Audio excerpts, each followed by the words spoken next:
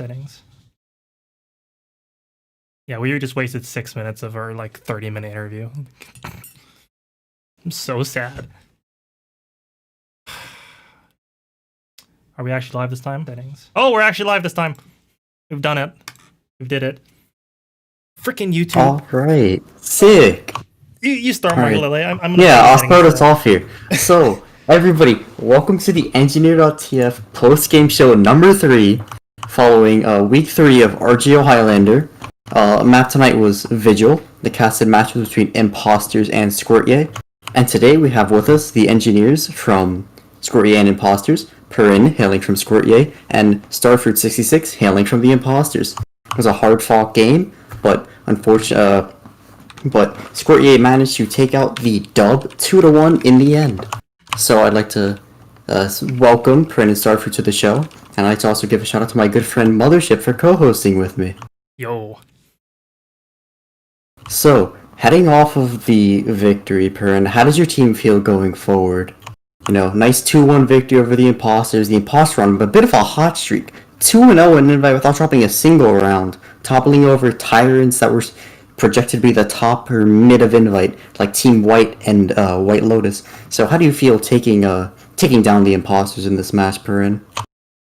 I have played against that team for like two years now, and I was thinking like every single time I would go in confident, and this one I was like, oh man, like this is actually like slightly nerve-wracking, because they like you said, like they were 2-0, and I was like, you know, like I don't want to be like, oh, it was just a fluke, because like I watched the Vox stream of their match last week, and like it looked like they were playing pretty well. So I was kind of like, okay, like I have to like really focus, and then our scrims this weekend were like really terrible. So I think for moving forward though, I think next week we have a bye week because Team White is dead. I don't think that there's. I guess we're just getting a bye week. I'm not really sure, but I think like Swiftwater, like I don't know, our payload is kind of like questionable right now. I think our product is going to be really fine. I think, and then CP Steel's a toss up. Are you guys playing on Steel? As I check the matches. Steel, we're playing Man Crush Monday. Ooh. That should be a good game. That's gonna be a good game. Oh my god, it's gonna be a real banger, as they say. And Starfruit. So, unfortunately, your team did not come out with a W tonight, but your team is still 2-1, or excuse me, 2-1 going into week 4, and has pretty good playoffs potential. How do you feel going forward, knowing that you've taken down 2 of the better invite teams, quote unquote, and you have now taken a round off of another one of them? How do you feel going forward? I think our team for the most part is pretty confident. We have to work some things out. Like you may have saw tonight, we didn't get Zoomzy to play. He was having issues, which is never fun. Talking more about this match in particular, our scrims went very wishy-washy. We lost to the Chalk team quite a bit, which I heard they beat K&D, by the way. Indeed, they did 2-1.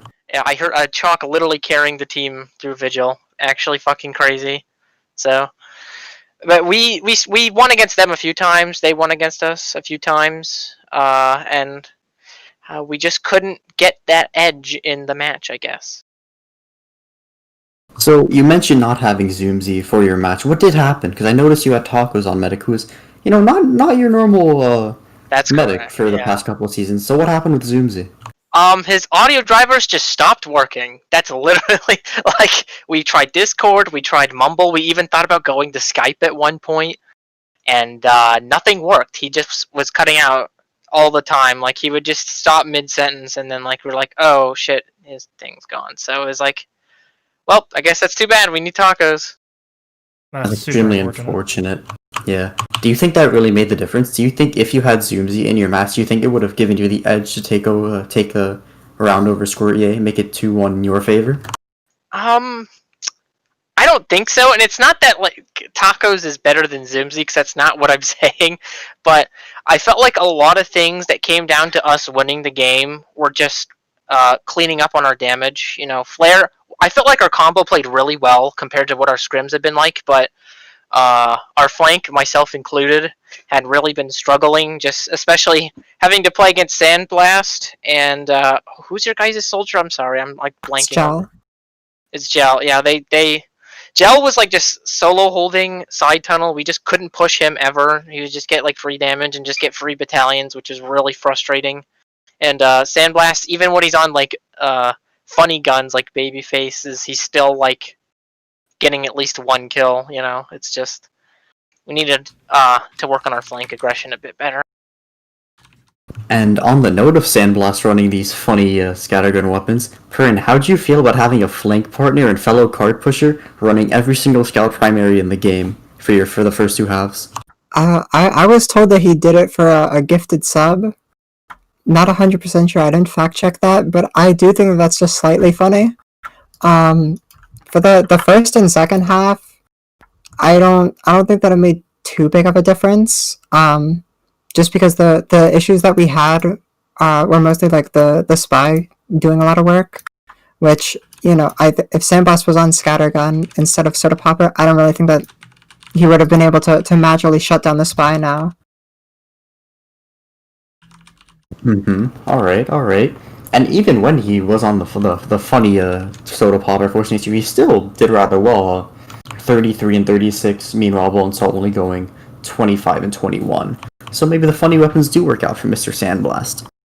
And now to Starfruit. So your team has been experimenting with a bit more of an aggressive first hold on Vigil, where they have Musique by the Rocks with Michael PC1, and they have Flare playing on the tracks. Have you ever considered moving your gun up to support them? Like on the first, make it a bit more aggressive, then rescue ranging it out really fast? That was the plan originally. The hard part with getting that gun set up is actually placing it down and hoping it doesn't just get spammed out, right? Because when Flare is playing deep, like in the house, sometimes Musique will rotate over. We have Michael just sitting on like the cliff area, and me trying to set up the gun and just just watching tracks. If it gets up, great. You know, I can wrangle it and just help deny all of the main area. But the hard part is it's just so easy to spam out too. And it's not that I don't think that hold can work. It's just I've always had a hard time transitioning the gun to be like just set up. Really, it's just trying to get the gun set up and making sure it can actually deny things is where it's just way too difficult. I understand. And in that third half, we saw your team do a much more aggressive third hold, holding by the flank and with a little window where the sniper usually likes to be on offense. So, a lot of teams, you know, generally they just hold third past so they can get out to last. Why does your team decide to hold more aggressively on third? That was more of an experimentation hold. We had practiced it a little bit in scrims, and the point of that hold is to play aggressively into wood so that if our combo decides to push wood, we can push them out of main through like the ramp area below the second spawn.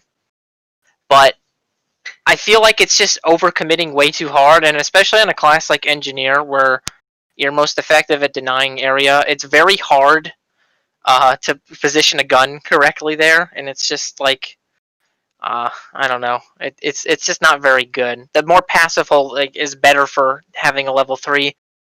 I would even consider playing minis if that, like, almost playing it like Swiftwater third is probably a good comparison, where that it's more of a combo-oriented hold rather than a engineer/sniper-oriented hold. Alright, thanks for your input on all that.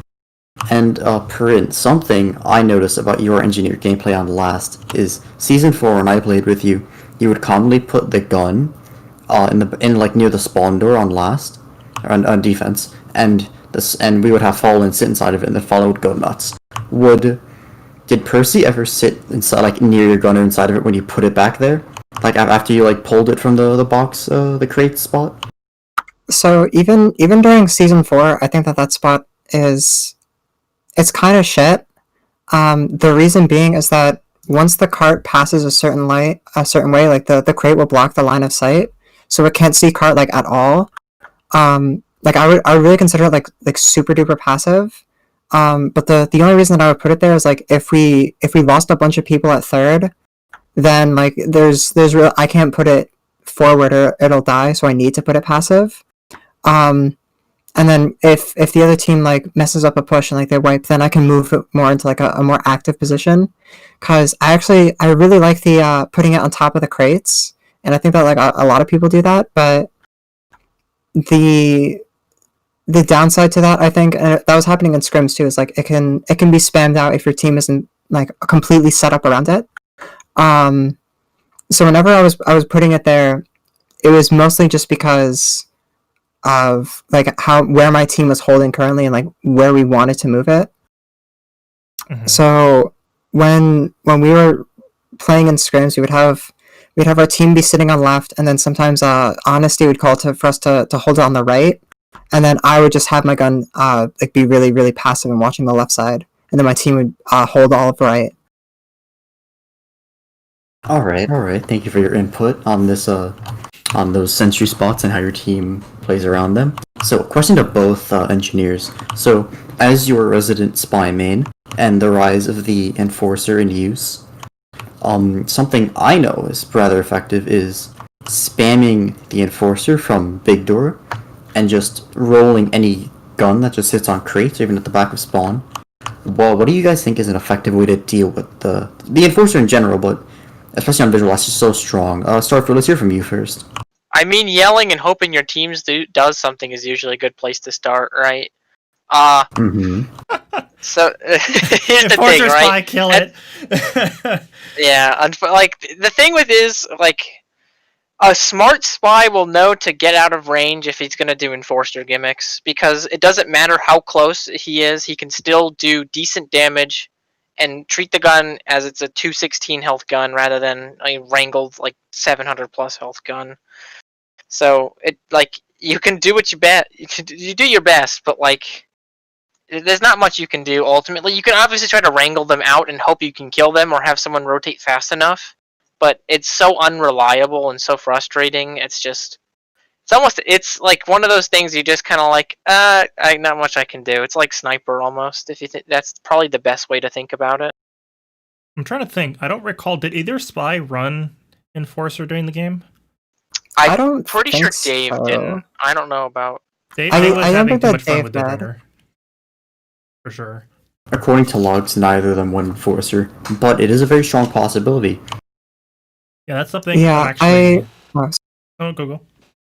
Yeah, with the Enforcer, like I agree with Starfruit that like you can only do so much. Like if he's just standing kind of far back, like spamming it, like you could wrangle him, but like the damage has been done. It's kind of just you just have to like heal your gun and tell your team like, hey, chase that guy out of there. Season 4, I think did the Enforcer get buffed, or like did people like just find out and start using it? I don't think. And season 4, I don't think that happened during season 4 because last TF2 update was like 2018. Of course, yeah. So I don't remember it happening in like season 4, and then like season 5 it really started to pick up. So when I started scrimming like the pre-season 6, I was very unaware of like how strong it was. But like I said, like I personally like I can only do so much about it. I kind of just have to hope that my team can like they have my back. Yeah, I've been lucky enough not to play against it because I didn't play this season. I think last season I played heavy in main, so it's like thankfully I haven't had a chance to deal with that. But I know watching like my mentees demos, it's like as soon as the Enforcer Spy just starts spamming, there's nothing you can do at all against that. So I guess you guys got relief at least this match from having to deal with that. But I guess as I take over from Micahlele here, as we're on the topic of spies, so what's up with our good friend Dave over there, huh? Oh, Dave's just nuts, man. Like, he's just the best player in Invite. I mean, there's zero debate, honestly. Like, he's just crazy. He just, calls his things, goes in, and just gets the stab. That's just how Dave is, man. Doesn't know who anybody is, but kills them anyway. Shoot first, ask questions later. He's that's that type of guy. I agree with that, because I think that he joined the team when you guys moved up to Invite Season 3. I think it was sooner than that. I think it was Season 2. I think we were still in Advanced when he joined us, Mm. if I'm not mistaken. Oh, no. Season 2 you guys had golden. You had gold in the top. Yeah, you had Golden? golden. I don't Yeah. even remember, man. Yeah, I don't know. my point is that Dave was like a main move up, and I think at the time, it's not that he was bad, it's just that he wasn't adjusted to invite well. But even like during like season 4, like season 5, I thought like, oh, okay, like he actually like has a pretty good understanding of like Spy and of Highlander. So I always thought that he didn't get as much credit as he deserved. So I think now that you guys have like a way better, like a stronger start, I would hope that people could start giving Dave credit, because I actually do think that guy is pretty good.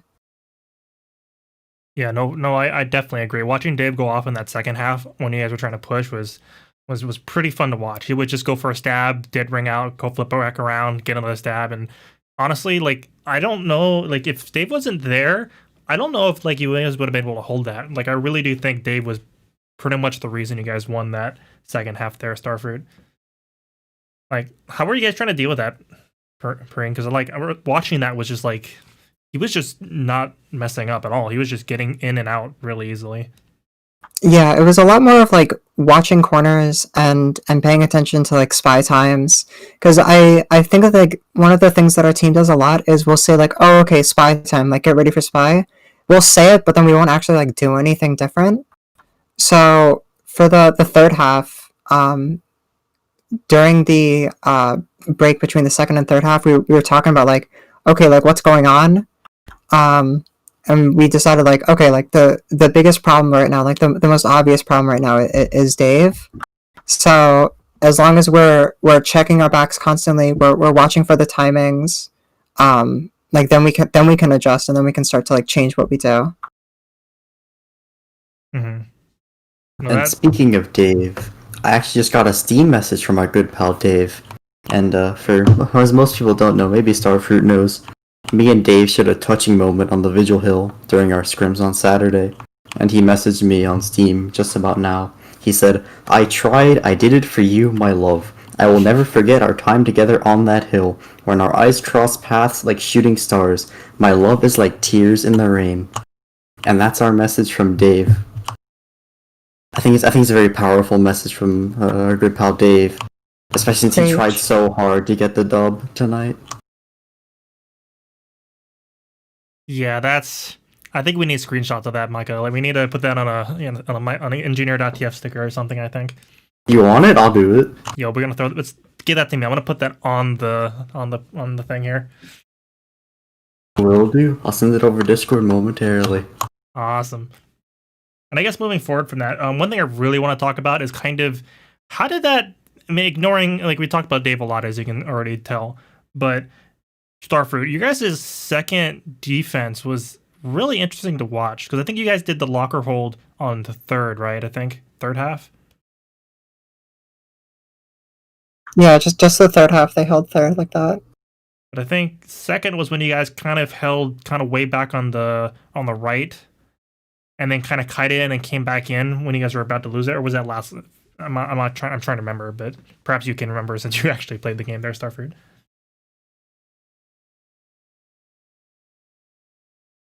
Starfruit. Uh-oh. Uh-oh. How about you, Perenne? Like, how was playing against that? Because I know you were pushing against that, so. To be honest, like I was for when we were pushing second, I was in tunnel for most of it, and it was kind of just like me hanging between main tunnel and side tunnel, so like kind of like jumping between back and forth. Whenever my team was pushing, I would try and like get into side tunnel more and kind of like drop down a mini and just like be a distraction. When they did the locker hold on third, I had like very quickly like seen like a clip or two of Flare like doing it. I was kind of like, oh, okay, like that's kind of weird, and like I hadn't seen it in a while. In my opinion, I don't think that it was too effective, because I think that you can very easily coordinate an attack where you push from main tracks and you also push from the flank, and you can coordinate that easier than trying to hold like 4 people off from main and then 5 people off from flank. So I think that it's easier to push than it is to hold. It's a lot of just like if you flood out the sniper, main is just completely free. So I'm pretty sure that we were able to like push that like pretty quickly. For the third half, we had like a really good time.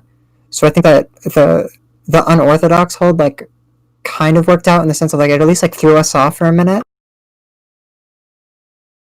Yeah, no, it was very interesting to watch because I think I'm not sure. Did you guys wipe them? I don't think you guys wiped them. I think maybe got only a couple picks, which allowed them to transition to that, and then from there, Yeah, they we got- transitioned We immediately didn't get to the everyone, but we got a lot of their combo.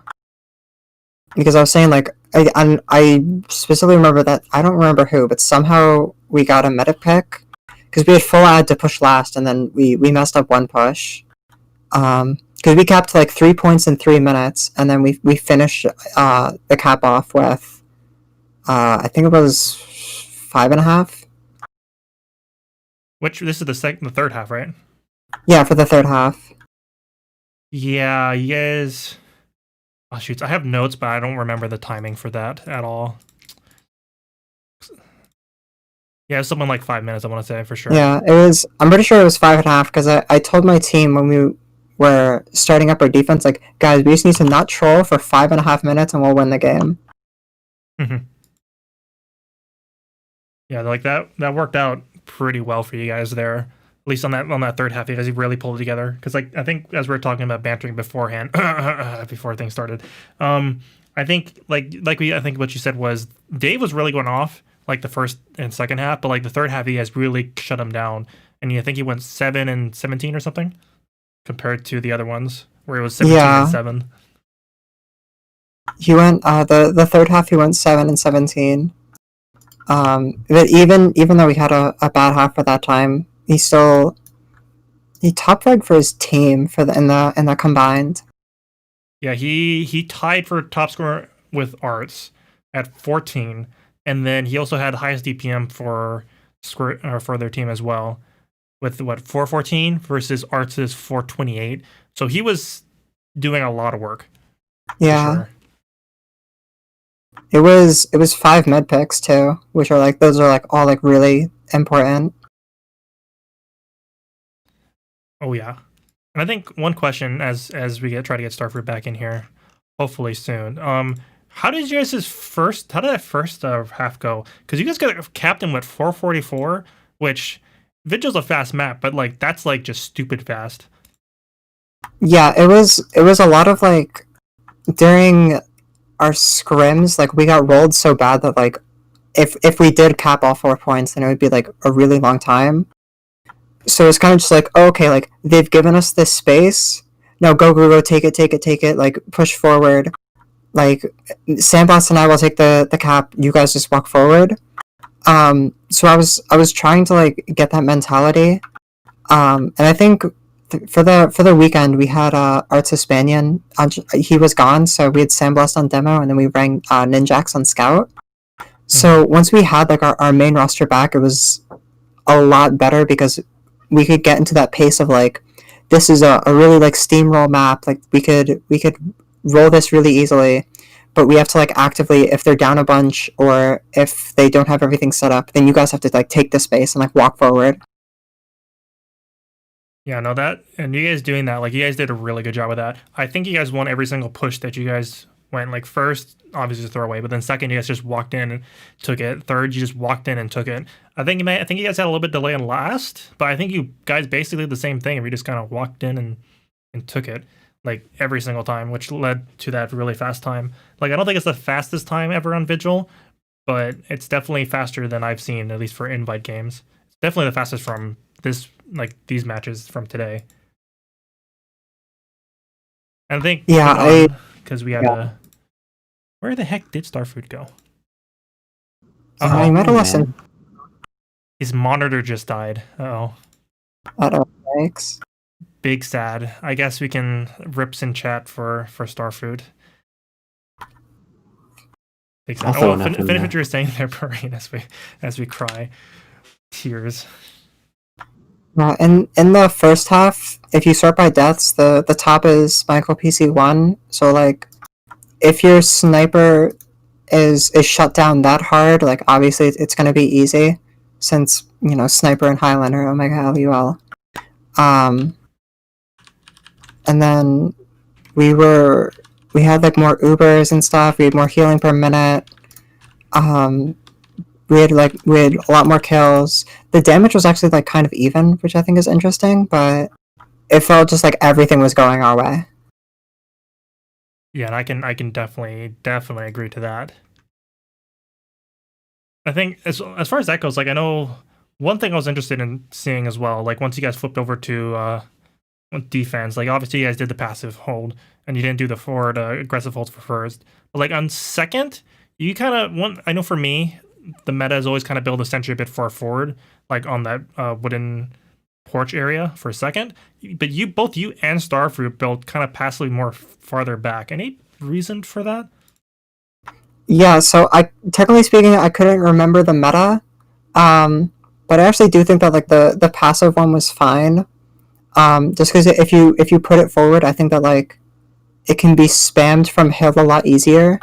And even if you lose hill for like a second or something, like it's so ridiculously easy to spam it out.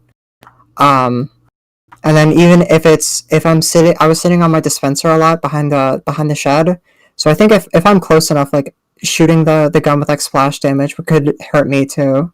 So I think that separating that so that way I could keep an eye on my gun easier. I think it worked out pretty well. Also, when I forget how many times I died on first. It was either once or twice. But if I was to die at first, I would want my gun to be or build it more passively on second. That way I can like make sure that it gets built up to 3. Mm-hmm. Okay, that makes sense because I know it's been something I've been watching people do, and I've just been not concerned, but I'm wondering what's up with that. I guess I'm just getting old and outdated. Yeah, engineer. I've been noticing other people do it as well. So I don't know if they have like similar reasoning or like maybe it's people just do it because like, oh, it's meta, like that's what people do. Mm-hmm. But even when I was thinking about it, I couldn't remember what the meta was before. But like now that you mentioned that it was at the front, like that sounds right. But as of recently, I've only seen people put it like more farther back. Yeah, I think it's definitely a transition that people have kind of done because I do agree if you have it more forward, like a heavy, just peeking that from the hill can shoot it, or the demo, and there's a bunch of different things that you can spam it. But typically, if they're in that position to do that, you want your demo spamming. So it's kind of a weird combination of things. But I mean, it worked, and it looked like it kind of got spammed out once the post shit happened, like normal. But it didn't look like there was anything detrimental about it. And of course, from there, you guys did the normal third holds and normal last holds. And I think we did. Did we touch upon the backwards the backwards telly, but the backwards sentry, the one by the door? I think we did already.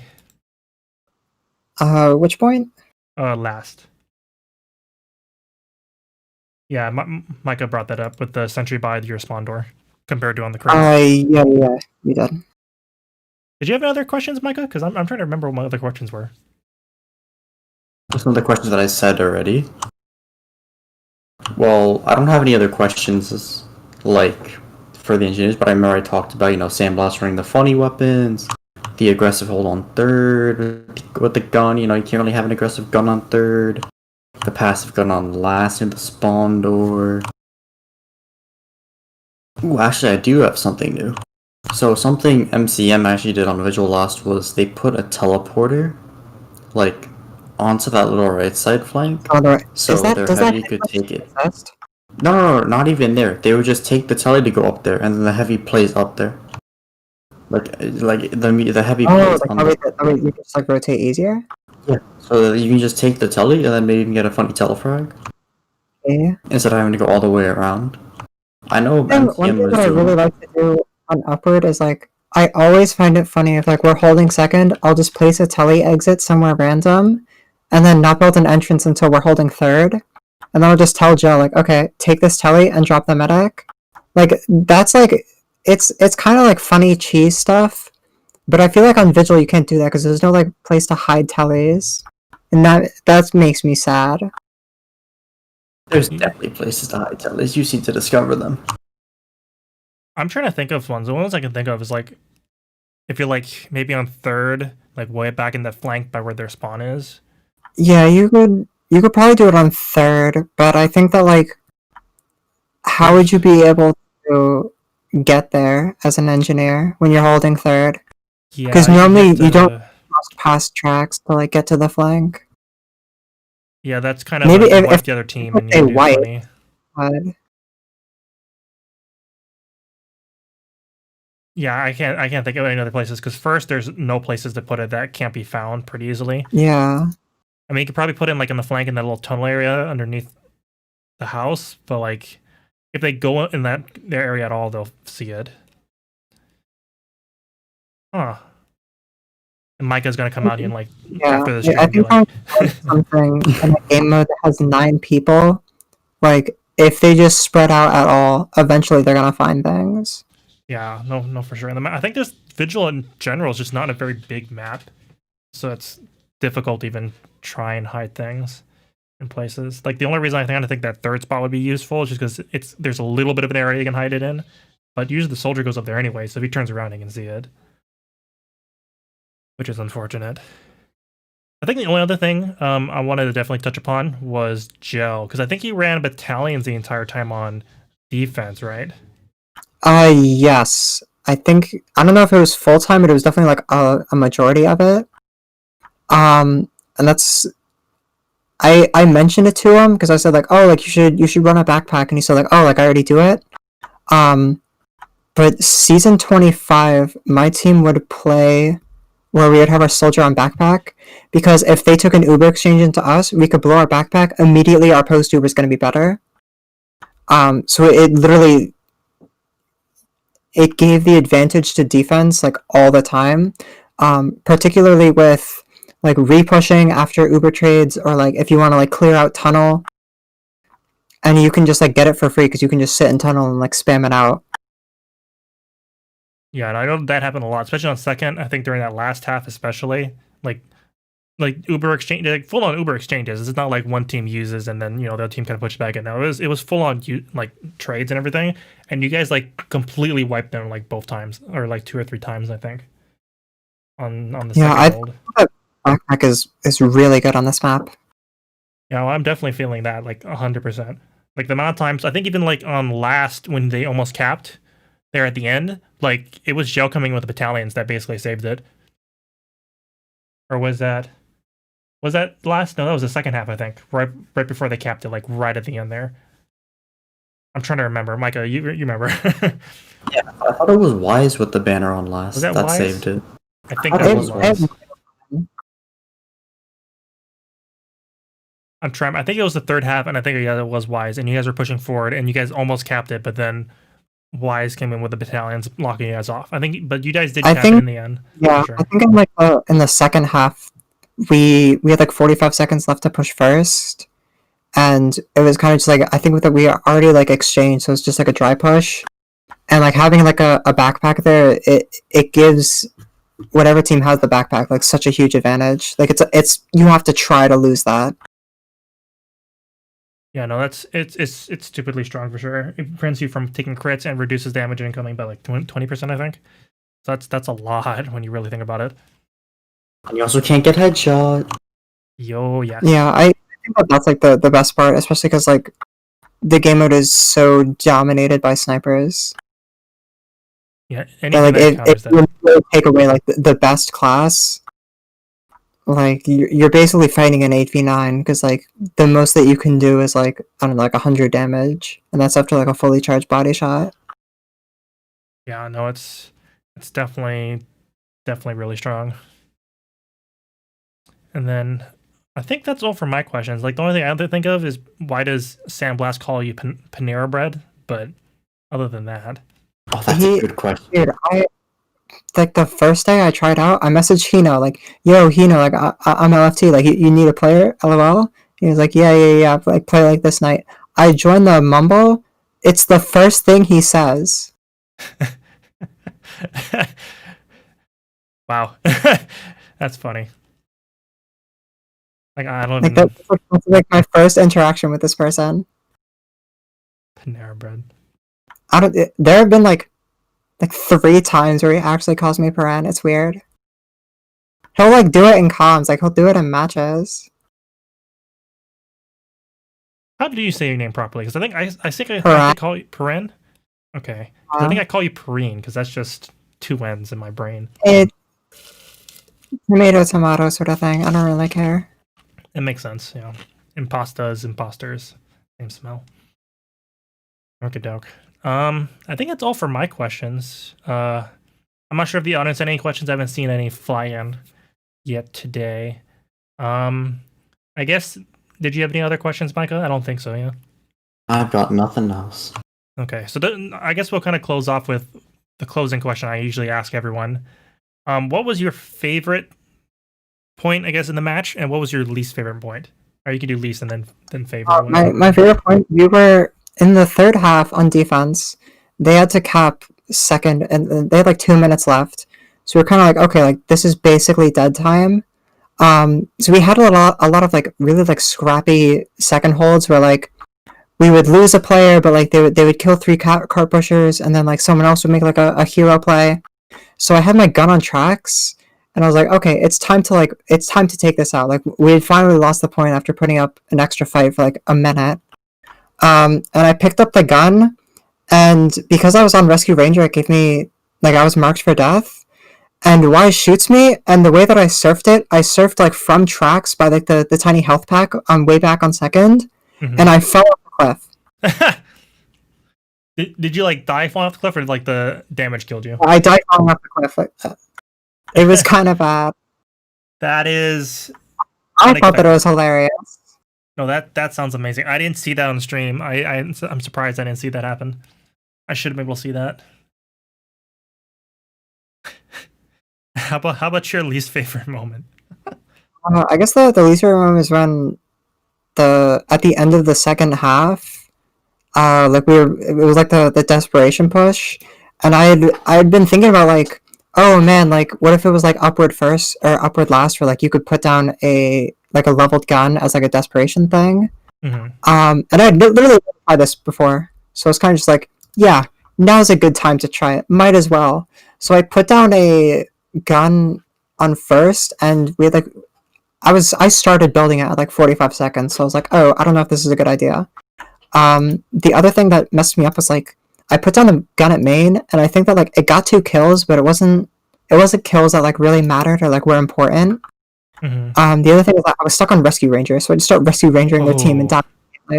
Okay, yeah, that's unfortunate. A series of unfortunate events. Yeah, that is really unfortunate. Yeah, that's not one of those sets for me. Like whenever I play offense, I always have like a jag and shotgun loadout just in case those type of things happen, for sure. I guess it's one of those you had no time to kind of switch and do things. You just had to be like, yeah, I was really pressed for time, and I was not really thinking about it. Because I put down the gun and I was like, oh man, like I should move it more to the left. That way it's like more active. Mm-hmm. But if I placed it with like 15 seconds left, like I would waste another 2-3 seconds building it up. The gun would have to build up, and then it could just be like spammed out anyway. So I was kind of just like, okay, like I've made my decisions. Like time to just go with it. Yeah, that's unfortunate. But I guess, yeah, I guess that's kind of everything for today's show. Thanks everyone for joining us. Thank you, Perenne, for joining us here, and my co-host, my cohort here, Micahlele. And yeah. Wait, can I say one more thing? Sure. Yeah, shout out to Jesse. All right, thank you. With that, on that note, thanks everyone for joining us, and be sure to join us next week for the Engineer.tf